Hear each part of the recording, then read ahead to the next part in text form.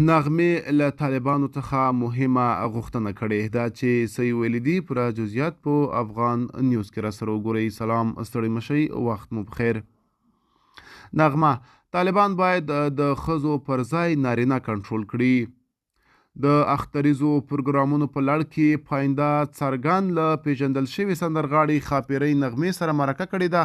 په دې مرکه کې اغلې نغمه د خپل شهرت او ښکلا پر ښېګړو غږېدلې چې څومره عزت او محبت خلکو ورکړی، خو په عین حال کې یې ښایست او شهرت هغه لوی غم بللی چې له انسان څخه ازادي اخلي. همدارنګه یې په افغانستان کې د طالبانو پر حکومت غږ کړی چې باید د ښځو حقونه تر پښو لاندې نه کړي، ورته خوندي چاپیریال برابر کړي او د ښځو پر ځای د نارینه کنټرول کړي.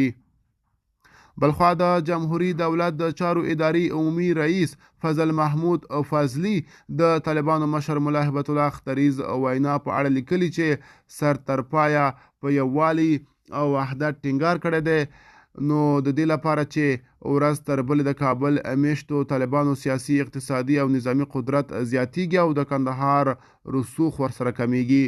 دا د لمس وړ بدلون دی او هیبت الله باید هم ورخطا وي. مطلق العنانه او مستبد نظامونه ماتیدونکي دي.